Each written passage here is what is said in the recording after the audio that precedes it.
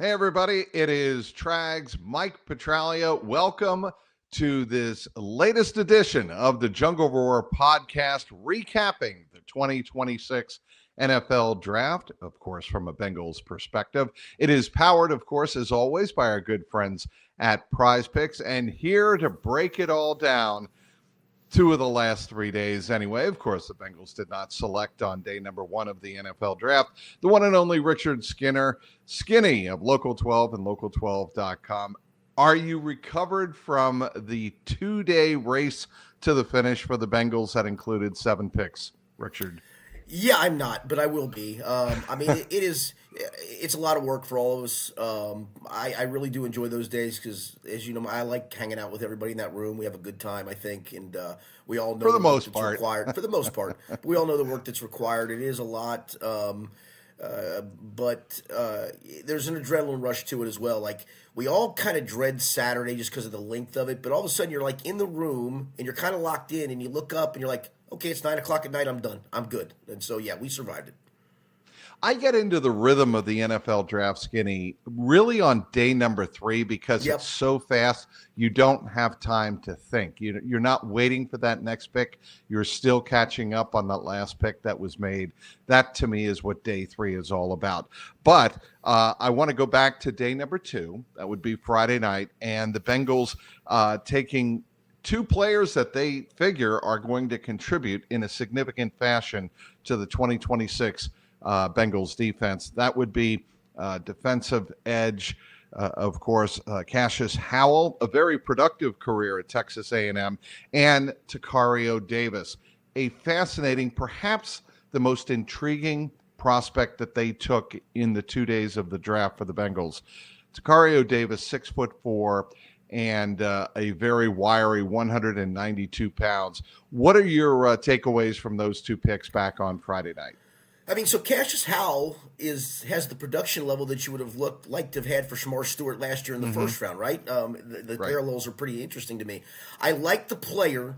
I'm not so sure I love the pick. I gave it an A- grade because I do like the player. I want that to be up front. I think the player's fine. I'm still perplexed at the fact that the top 3 linebackers were on the board and they passed on linebacker entirely in this draft.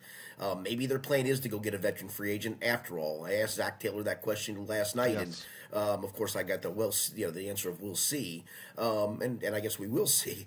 So that perplexed me a little bit. The other reason I don't love the pick again, I really like the player, but he technically at the moment, and you're hoping he evolves to more than this.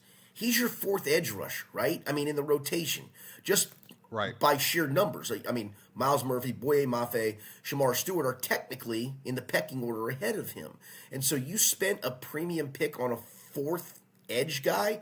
I get what they're trying to do, Mike, and that was the overriding theme of this offseason is we're going to make the defensive line a strength of this football team. Maybe not the strength. Joe Burrow would probably be the strength, but a strength of this football team. That's what the Seattle Seahawks did. They won a world championship. That's what the Philadelphia Eagles did to some degree.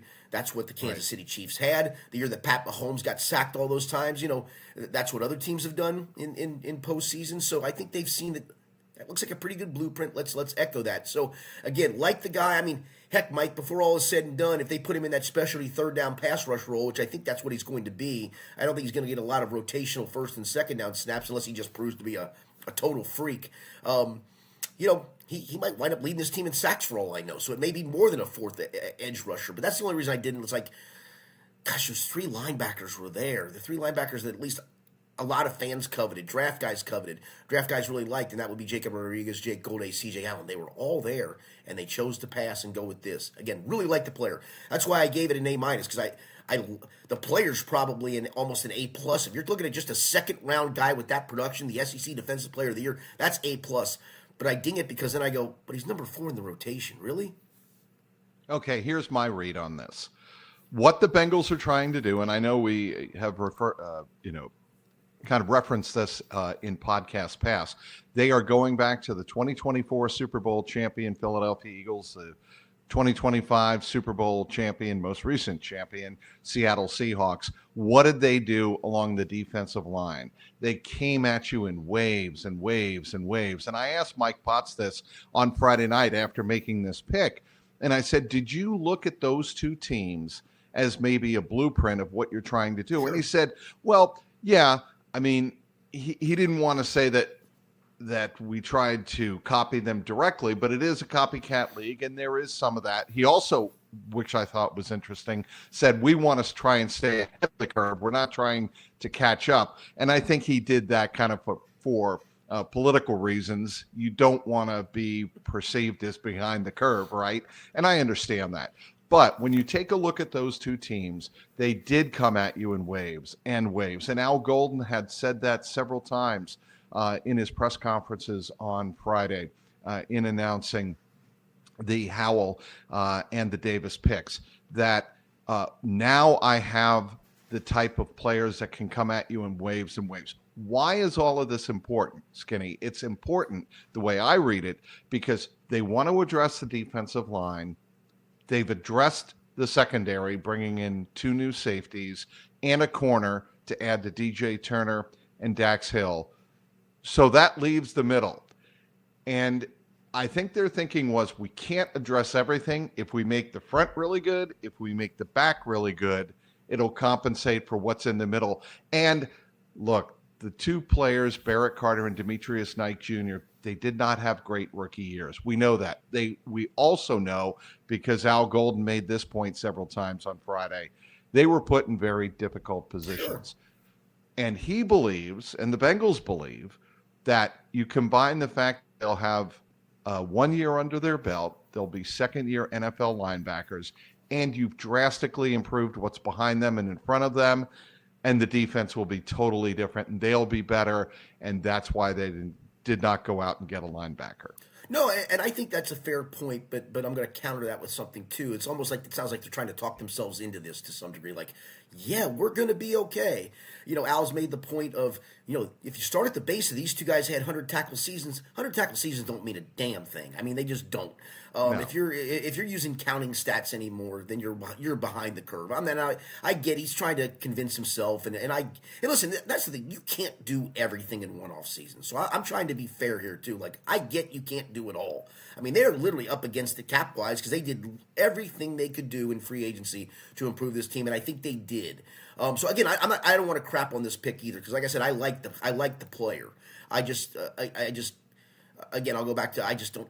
It's a fourth rotational edge at the moment. Was that really worth that premium pick? Well, we're about to find out in that regard. So I think they do at least have a plan. I'm going to give them that portion of the program, that there is a plan, and just kind of swallow hard and go, okay, if that's the plan, and you can juggle some dollars around and go get a veteran just in case. Because let's face it, I mean, no knock, Warren Burks is not a starting caliber linebacker. Shaka Hayward is not a starting caliber linebacker. Joe Giles Harris is not either. So it's not just worrying about if these two guys take the next step forward. It's, what if one of them gets hurt at the moment? I mean, that's always a big what if. I mean, we're counting on these guys to get better, but in theory, you're also counting on them to play all 17 games and start all 17 games. That's a big ask too. So, maybe they looked at the free agent market and said, when the draft is over, we'll have this money set aside. We'll be able to go get this player because the market's going to be lower than what it was, because now this guy's looking for a home. And I'm guessing that's what the plan has been all along, to be honest with you. I also don't have a problem looking back on it now that the draft is over, that they made the trade for Dexter Lawrence. Exactly. Because there were people, I'm sure, I'm and one of this them. is right, you absolutely were last Saturday night, 8 days ago. Like, what are you doing giving up a number 10 value pick in the NFL draft? Well, the way it turns out, I think they got their value in Dexter Lawrence. I think that they addressed other things in this draft in terms of their depth and the ability to have some added playmakers on defense. Looking back on it 8 days later, I like the Dexter Lawrence move. How about you? Yeah, I mean, listen, we're going to always look at Caleb Downs' career and Reuben Bain's career, right? Because those guys were both available when the Bengals would have picked at 10. Now, some team could have jumped up ahead of the Bengals thinking, well, they're going to take one of these guys. Let's trade up and get one of them. So that could have always happened too. But let's just play it how the scenario was. Both those guys were available. Downs went one pick after the number 10 pick. He went at 11. Bain went at 15. So they were both there. And, you may have buyer's remorse, but you also got a proven, arguably best player at his position in the NFL with the 10th pick. Was Caleb Downs going to come in as a rookie and be the best player at his position, even if he's really good? No. Was Ruben Bain going to come in and be the best player at his position? No. He might be. He might wind up being. So might Caleb Downs. But in 2026, would they have been that? And the answer is no, they would not have been that. Dexter Lawrence, he may not be that either this year, but he has been. We know what he is. And so, yeah, I get it. And listen, I'm going to surmise that in all the mocks that they did, and this question was asked to Zach yesterday, and he really didn't give a very good answer to it. And maybe he didn't understand the question. But in all the mocks that they did, when it settled out and they said, okay, these are the guys that are going to consistently be available in our opinion. And maybe they were surprised that Downs actually wasn't gone by the time that 10th pick came. Like maybe that was one where in the draft when they gosh, I thought he'd be gone by now. If we could go back and do it again, and Downs were there, would we do the deal? Right. And, maybe they didn't like Bain. Maybe the short arms were a thing for them. Like, yeah, even if he's there, we don't like him. So I think they did. When they mocked all this out, they went, gosh, we just aren't in love with any player at number 10. Let's go ahead and make the deal for a guy we are in love with. So in retrospect, I'm with you in that. My first reaction on Saturday night was pretty visceral. I'm like, what are you doing? And then now you look and you go, okay, I get it. I think it was a smart move because it's just an anchor, a proven anchor that just makes not only the defense better, but makes everybody around him individually better. You know who has really long arms? Tacario Davis. Yes, he does. Longest wingspan of any quarterback in the scouting combine. 81 inches. That's long. And he's 6'4".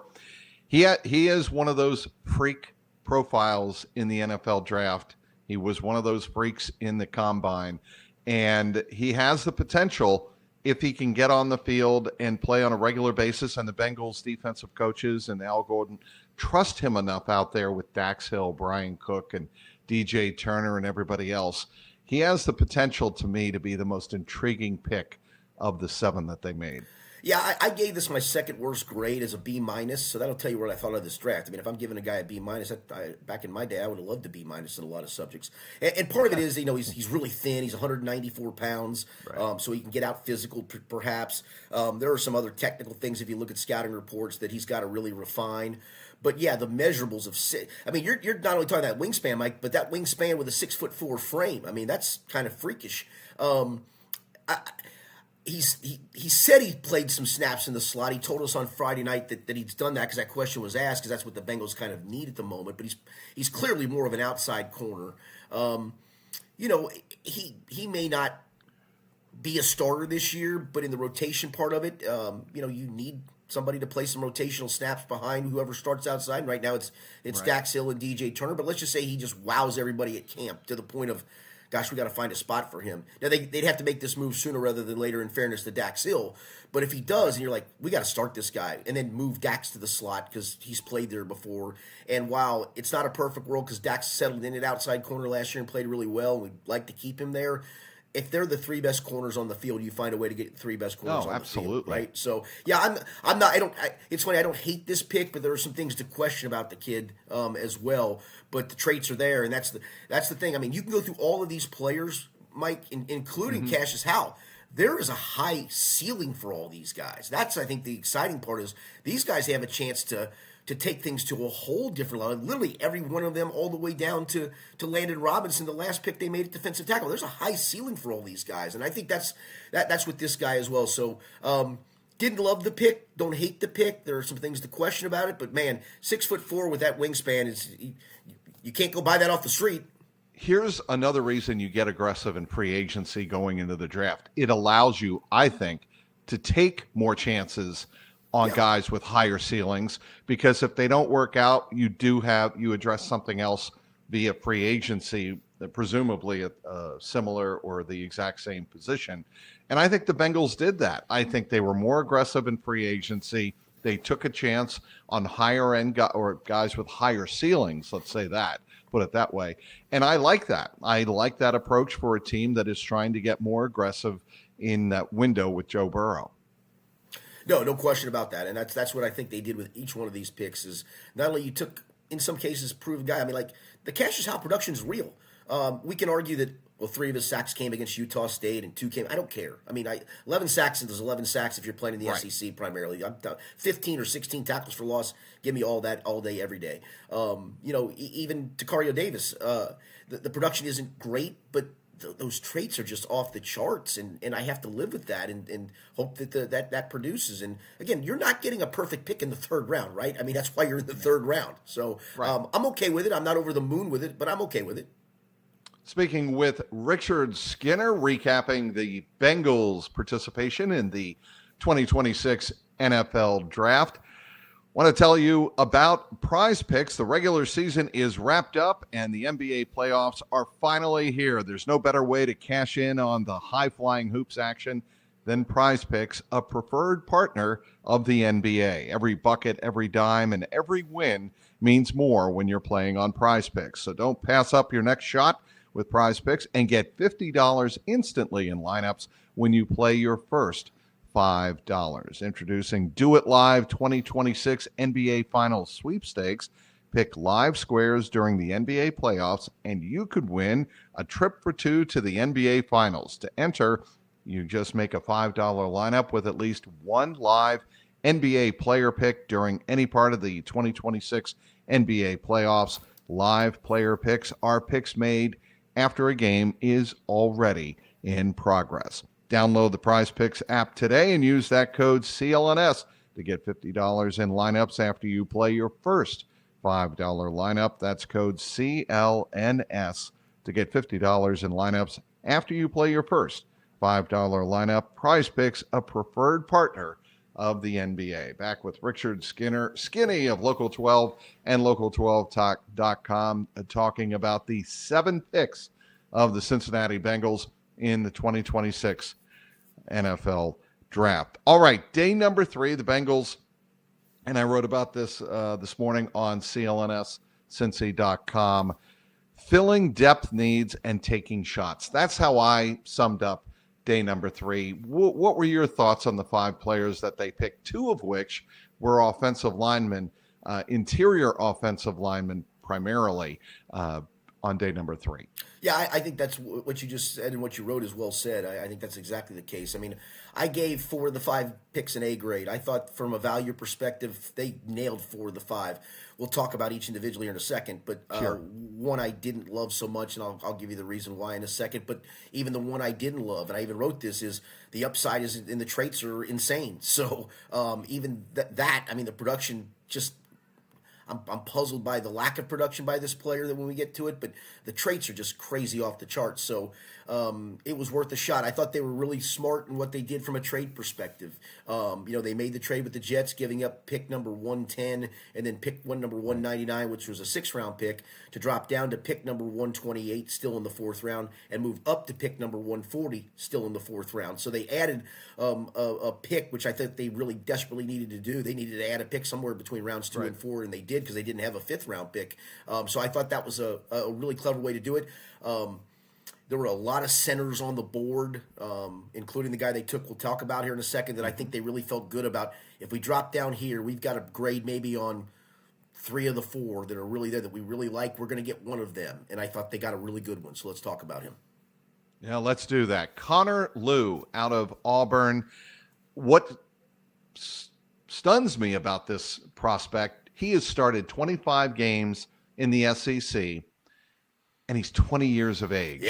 Yeah. And I asked that to Zach on Saturday, and he's like, well, I know what I was doing when I was 20, and I wasn't starting games in the SEC. And certainly as a team captain. This is a special breed of guy that I think they got. Obviously, he has the torn ACL that he needs to recover from. He believes he's going to be ready full go by training camp. Zach Taylor was a little more cautious on Saturday. We'll see. We're going to take it easy. But if he's ready, he's ready. Certainly he'll get on the field. Yeah, no, I think Zach actually said that, I don't have the exact quote, but he said, I was a redshirt freshman in junior college at that age. And this guy's starting games in the SEC and in the NFL. I love this pick. I think the value of this pick is just off the charts. The knee injury knocked him down.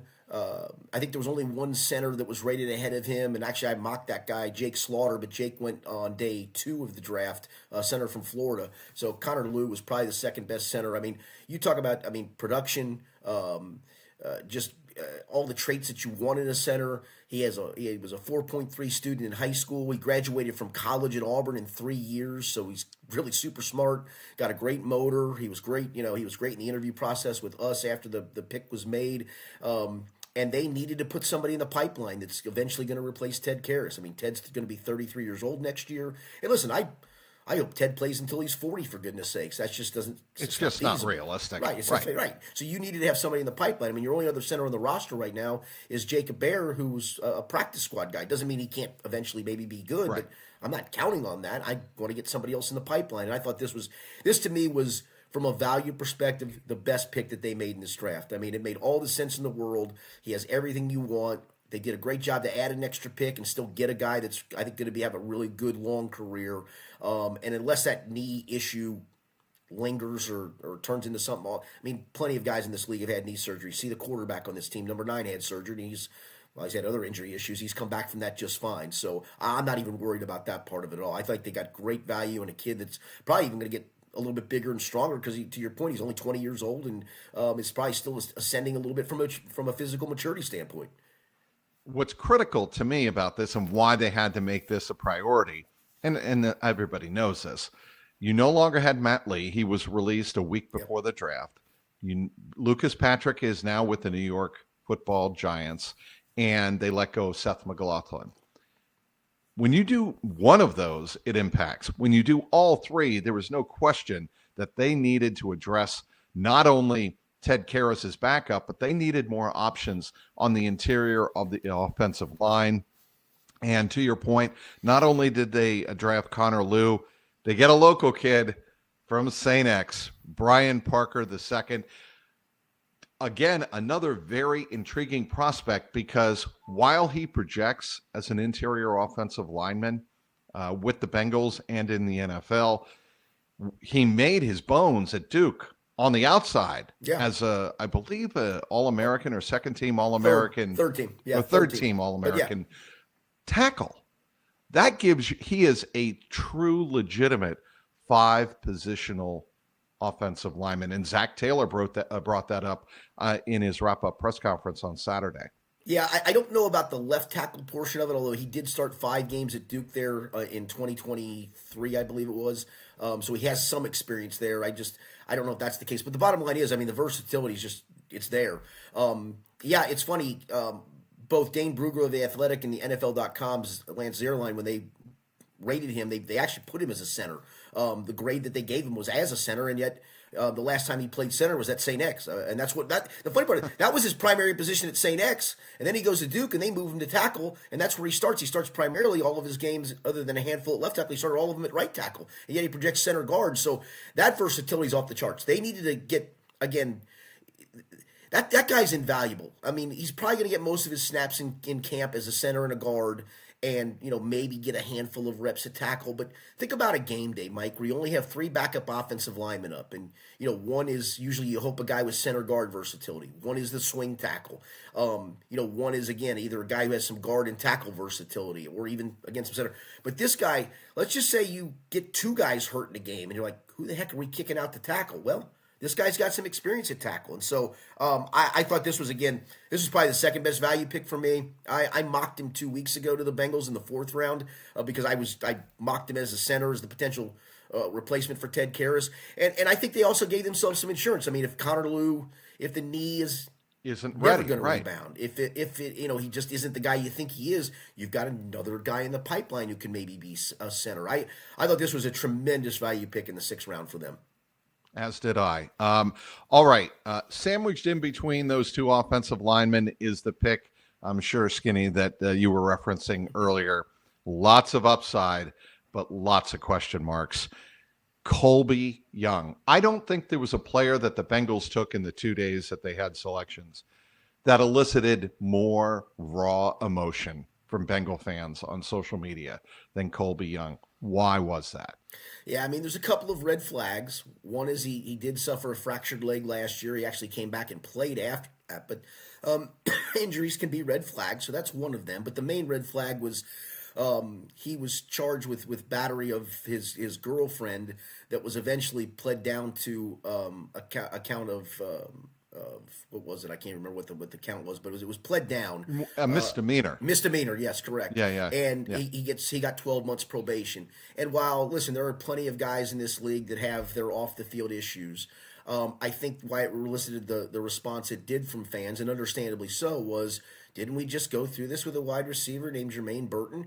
And listen, Jermaine had more red flags than probably Colby Young does. And I got to be honest with you, there's also again, Dane Brugler of The Athletic just does a fantastic job in his draft guide, The Beast. Right. And he said, in kind of vetting him a little bit himself, talking to scouts and coaches around the league, they really liked him from a character standpoint, like very coachable, loves the game, going to be a great locker room guy. And so they didn't, completely ding him for one incident. It sounds ugly if true, but again, the person who supposedly was assaulted retracted the statement, retracted the claim of what happened.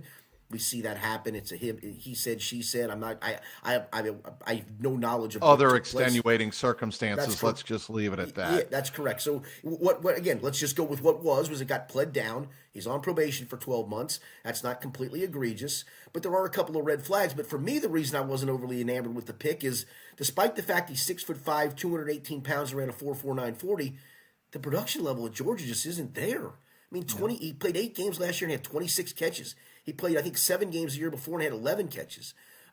He played 2 years before that at Miami of Florida and had like 35 and 43 catches. They're not awful numbers, but they're not like, they don't scream, this is the guy that's going to replace Andre Yoshivach numbers. This was more, to me, traits over production, and the traits are off the charts. And I think Troy Walters is as good a wide receiver coach as there is in the NFL. And if anybody can get something out of a guy, it's him. So I do understand why they made the pick, but there were a couple of more dynamic options to me, and one of them didn't go until the 6th round. Malik Benson from Oregon, who runs a 4.3 140. If I was going for something and trying to be replace my slot guy, or Jamar plays in the slot a lot, or a burner on the outside with Jamar in the slot, I want a burner. I don't know if I need a 4.5 40 guy who didn't exactly put up huge numbers at Georgia. That's why I gave him my worst grade of a C. I'm just meh on it. Like I can see it, I get it, but you traded up to get him, and it just, the production doesn't match it. So I know when people are going to look at the grade or hear the grade, they're going to think it's because of the red flags, if you will. I can even overlook that portion of the program. I just can't overlook the lack of production. I will tell you, and it's dangerous doing this, but I'm just going to put it out there. We get a chance to have a conference call with every one of these draft picks. And he was great. That's my point. The way he articulated himself, the way he handled all of the questions about his previous background, about the encounter with his ex-girlfriend, he handled it in a very mature manner. And that does show me something. And the way he can articulate what he could bring to the Bengals, how he worked on his craft at Georgia, it's better to have that than not. That's the way I would put it. And now, it did leave a positive impression on me that perhaps Jermaine Burton did not. Well, I don't know. You remember the day Jermaine came in and sat in the media room with us? Remember that was the year we didn't have like formal press conferences with those guys. They just kind of, him and Chris Jenkins they brought him into the room and they sat down with us and we had kind of informal kind of roundtable conversation. I remember thinking of Jermaine, okay, he seems okay to me. And this it's probably going to work out, and it was completely 180. And again, I can't pigeonhole Colby Young into that too, just because of he wowed me on a conference call. He did. I thought he was great. That's a nice step forward. I just go back to, I just see the size and the physicality and all the things he's supposed to bring. And why didn't you do more at Georgia? And listen, Georgia's got 1,000 wide receivers, so they run them out there in waves and run them out there in bunches and all that. But I just don't. I look at the production and go, there's got to be more, right? Doesn't there? So, I mean, I do wonder about the conversation Zach has and Duke and everybody else has with Kirby Smart. Because you're talking about somebody in Jermaine Burton. Who started there. Started there. Yeah. And knows him and knows that personality type. You don't think that Kirby would say to Zach and Duke and say, well, Zach obviously and Duke obviously would ask the question: are we going down the same path here? I would hope with Colby Young that we went down with Jermaine Burton. You would assume that question came up. Yeah, I would certainly hope so. And maybe Kirby's just that good of a BSer. He's a hell of a recruiter. We know that because he certainly gets a lot of dudes to Georgia. No question about that. Listen, the other part to this kid that is intriguing, though, is, again, while I'm not wowed by the production over his 4-year college career, coming out of high school in Binghamton, New York, he was a 0-star recruit. Like, he had no offers. He was hoping to get an offer from Maine. He was actually a pretty good high school basketball player. His brother went there? I think that sounds right. I think that's right. He referenced that in his conference call. He's got 14 brothers and sisters, by the way. That's a big old family. But he was a really good high school basketball player. Averaged 22 points a game as a senior. He talked about actually that was probably the route he was going to go. And then coming out of high school, he sits out for a year because nobody really wanted the guy. Then he takes a chance on himself, goes to a junior college that has produced a couple of NFL guys, and does well enough to finally get an offer from Miami and takes a jump into the big time. So he went in a 3-year span from a 0-star recruit to not even playing to a junior college, to his credit, to Miami of Florida. I mean, that's like, woo. And then from Miami of Florida, enters the portal and jumps to Georgia. That's intriguing to me. But I mean, honestly, in theory, probably just looking at the raw stuff of it, I probably would have given him an F grade. But the traits and the things he's done to ascend from all of that to the NFL makes me think there's a lot there. That, again, goes back to the whole ceiling process. The ceiling for him is T. Higgins. I mean, he is a T. Higgins clone to some degree. That's the ceiling for him. The floor for him is guy that bottoms out like Jermaine Burton did in 2 years. He also, you know what number he wore at Georgia? He wore 8. You know who else wore that number? That would be one A.J. Green. That is correct. So let's hope it works out that way. I've also seen some comps, Skinny. I don't know how you feel about this. Cortland Sutton. Do you think that could be a possibility for the Bengals? Would love to see that potential. That's what I was going to say. If your number 3 wide receiver is Cortland Sutton-esque, sign me up for that. I'm perfect for that. And again, the other part to this is too. Look, the risk is worth the reward, because while we're trying to find a better option than Andrei Iosivas is okay. He's not a dude, but he's okay. And oh, by the way, you still have the best wide receiver in football and a pretty damn good number 2 on top of it. So it's not like you had to go, we better get a guy who can come in and be a starter right away. Like, I mean, T's rookie year, Jamar's rookie year, you needed those guys to come in and be dudes right away. And they obviously were, and for good reason. They were certainly more highly regarded. So, again, I'm okay with the pick. I'm just not over the moon with the pick. And to me, it was it got the worst grade for me. I mean, somebody, if you're grading along the way, somebody's going to be graded number 7 out of 7. Okay, Skinny, how do you rate chips on the shoulder in terms of intangibles on prospects? You know why I'm asking this. Yes, I do, and I think it's huge. I think anything that drives you, like Joe Burrow is. Every year we find it intriguing that he's tried to nitpick something about himself to get better, and that sounds almost silly. Like, well, Joe can't get better. Well, he thinks he can. You know, the 1 year is, I want to do more. I want to be better on unscripted plays. I want to be better on this. Any internal drive you can find in yourself, I think, is always a great thing. I mean, I think chip on the shoulder is great, and you know, we'll get to the. I mean, listen. In retrospect, did Tom Brady have a chip on his shoulder? I don't know, but the storyline sure is a hell of a storyline. Like all these, he did. Like the Brady 6 is a thing, right? And so that drove him. Now, I think all these things are good, and so the guy we're about to talk to, whoo boy, did he come in hot yesterday? I'll make sure I make every team that didn't effing draft me pay. To be honest with you, Jack Endries, ladies and gentlemen, tight end. Drafted in the 7th round, 222 overall by the Cincinnati Bengals. He has a chip on his shoulder. It was refreshing to hear him say that, because you look at his, I don't know, he kind of has a baby face appearance to him in his headshot that we have for, NFL.com and ESPN.com. He kind of looks very innocent. But when you hear those words come out of his mouth, you see that there's a little fire below the surface. And I think that's good. I think maybe the Bengals saw that same thing. They also saw a guy that's 6'4", 240 pounds, very intelligent, somebody that can run a lot of different routes. And it does intrigue me that they draft another tight end to a room that's already pretty stacked, especially if Eric All Jr. Comes back healthy. And I did talk to Eric All personally this week in the locker room, and he said he's ready to go. He feels great. Yeah, and so to your point, it is a crowded tight end room because you got Mike Gesicki and Eric All, who's deemed himself healthy. To your point, we'll see if that's the case. He's coming off, he's had all kinds of knee surgeries, but he deems himself healthy. You got Tanner Hudson, you got Drew Sample, you got even Cam Grandy. I mean, it's a really crowded room. But here's the thing with all that. Tanner Hudson's only signed through this year. Cam Grandy's only signed through this year. Drew Sample's only signed through this year. Mike Gesicki's only signed through next year, and we don't know about it. We hope about Eric All. We don't know. So you need to probably start to find some future to that room. The thing with injuries is you can either stack him and make him inactive on game day because you're already loaded there. You can probably, as a 7th-round pick, stash him on the practice squad if worse comes to worse. And, he's a guy that caught passes from Fernando Mendoza at Cal for a couple years, was highly productive. In fact, was Cal's leading receiver in 2024.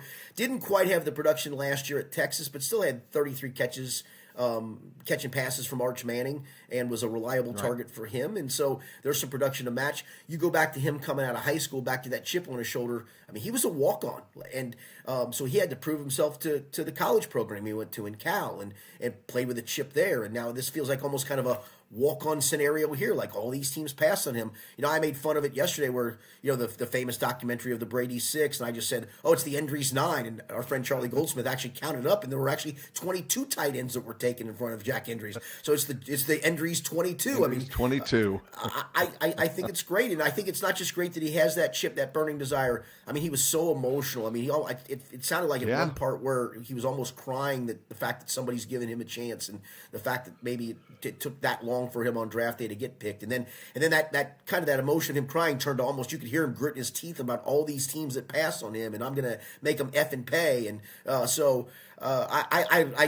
like this pick a lot. Just, it's a 7th-round guy, right? It's throwing darts at the dartboard, but this was a really good dart.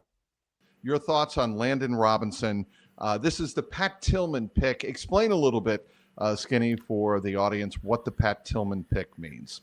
Yeah, it's the first service player that's taken in honor of Pat Tillman, who obviously was the great safety for the Arizona Cardinals, who then decided to volunteer for the Army and unfortunately was killed in service. And they came out to give that draft pick, and it kind of was the tell because they were in on this guy in a lot of ways. They brought him in for a top 30 visit. They coached him at the East-West Shrine game. They went to his pro day. This wasn't just a guy they flung a dart at either. This was a guy that they were in on for a long time and really like. The measurables are weird, right? 5'11", 292 pounds. That just does not sound very defensive tackle-like in the NFL. But if you go look, the stuff that he did in the weight room is just insane, the stuff that he pounds. And if he can be, maybe he's maybe he ascends past McKinley Jackson to be the backup to Dexter Lawrence and give you a handful of snaps. I think this was a flyer worth taking for sure. It may not work out because maybe the size does factor in and he just gets overwhelmed. But man, he just feels like a guy, he's going to have work ethic, right? He's a service academy dude. He's going to have great work ethic. He was so productive in college. And it wasn't like they took a flyer. I mean, they were in on him in many, many ways. And so I'm guessing that they finally just said, hey, if he's there, this is worth this pick at this spot, and I think it very much was. Again, I thought they got great value almost everywhere other than the Colby Young pick, and even that guy, like I said, has some traits that you can't teach. So this was a really good pick as well, and a really cool story on top of it. Whenever I hear athletic freak defensive lineman in the weight room, I think of one guy on the Bengals roster, Chris Jenkins. Remember the stories of him out of Michigan, and I still believe in Chris Jenkins because I still think the talent is there, and maybe you've surrounded him now with enough players that he can be allowed to go out and do his thing, and maybe some of those physical traits can show. Maybe they're thinking the same thing about Landon Robinson. Well, and the difference is, though, Chris Jenkins was a second-round pick that you're expecting to contribute. Landon Robinson's a guy you're hoping shows you why he should make a Fair football enough. team. So I think there's a difference there. But, yeah, to that point, yeah, I hope that's the case for Chris Jenkins. I hope it comes in. And Landon Robinson's going to be intriguing to watch and try. I mean, I do want to see. The other thing that I think you had to like, too, is I don't know who asked the question of him. I think it was Dan Horde, perhaps. He chose to play in Navy's bowl game where a lot of guys that are going to be draft eligible just say, I'm good. I'm not going to play in this. He wanted to play. He wanted to be with his dudes, his teammates, and finish off his career in a positive way. And I think that says a lot about this kid. So I don't think he has a chip on his shoulder per se, but I guarantee you, again, that drive and work ethic and love of the game is clearly there from this kid. Okay, we're going to wrap up the summary of this 2026 NFL draft for the Bengals. I want to get your overall grade, what you thought, and how many of these players are going to be impact players this coming season. Yeah, I gave it an A-. I thought they did. I thought it was really good. I thought there was sound reasoning behind probably every pick, to be honest with you.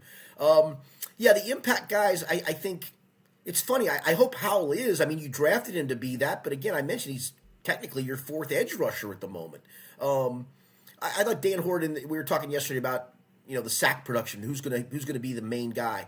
And I thought Dan made a great point. I don't know if you were in the room. We were talking about this. He said, what if you have a bunch of guys have a number? What's the number you'd like to see? And he said 5+. 5+. That you could have numerous guys with five+ sacks. And I thought that's a good benchmark number. Like if you got 6 guys between 5 and 8 sacks. That suddenly adds up to 48 sacks. I think the single-season team record, I don't have it in front of me, but I think it's like 54, something like that. I mean, we're talking, you're clearly in that range before you add on like a safety with a sack and a couple linebackers with sacks and all that stuff. So I think you need him to at least show some productivity on third down. I think you would expect that even if he is a rotational piece. I think Davis, I don't know about impact, but you certainly are needing him to play some significant backup role for you. And then after that, I think it's more guys that you can let develop for a year. Like Connor Lew's only going to play if Ted Karras gets hurt. Brian Parker's only going to play if somebody gets hurt. I know you're hoping for Young to be the number 3 wide receiver, but he doesn't have to be. You have one who's capable. He's not, over the moon great, but he's capable in Andre Yoshibash.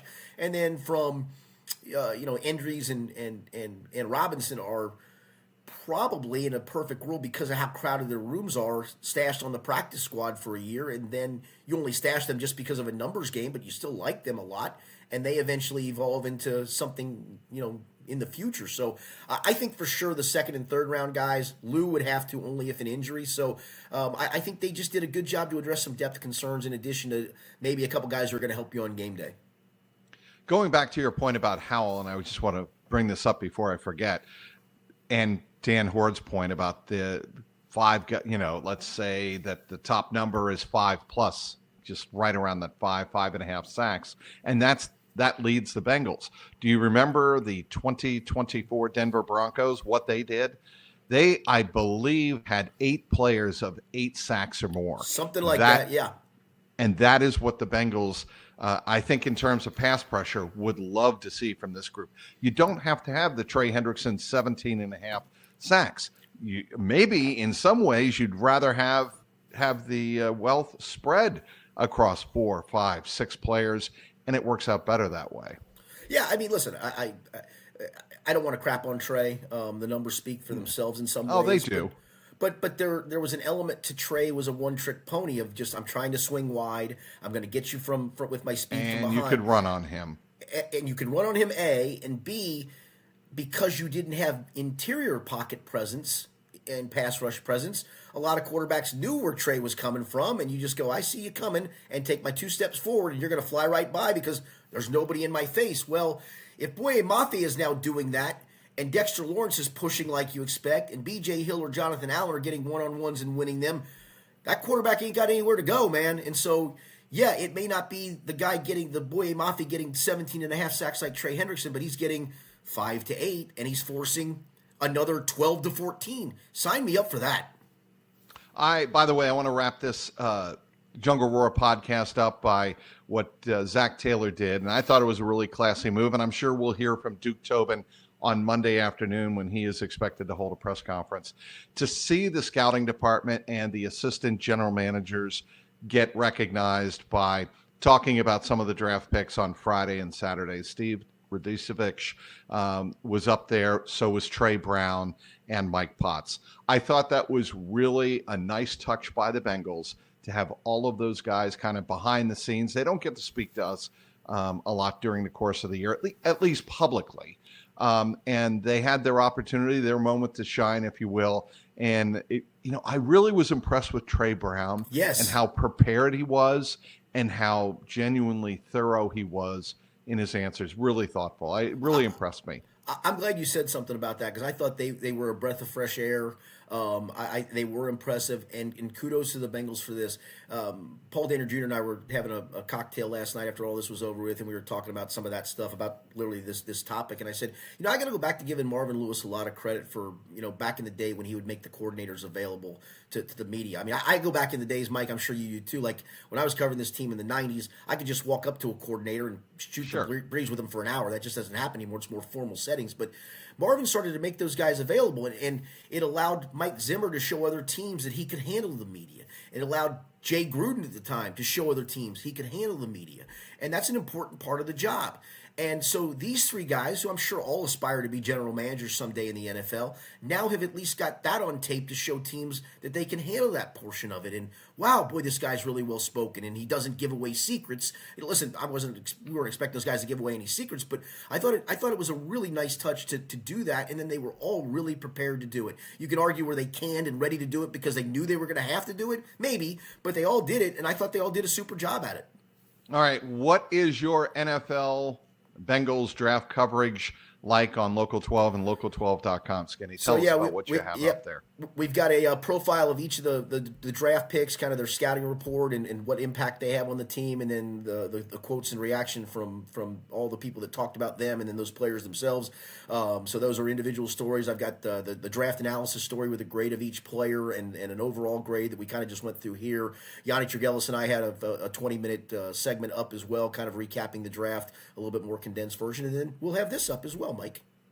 Outstanding. All right. He is Richard Skinny of Local 12 and Local12.com. My name is Mike Petralia Trags. You can follow my draft breakdown of Friday and Saturday. It's all up on CLNS Cincy with a Y.com, as well as all of my interviews and all of the conference calls from the now newest Cincinnati Bengals as they were drafted and held conference calls with the media. That's all up on my Twitter page at Trags, Trags, as well as on the YouTube page, youtube.com/Jungle Roar Pod.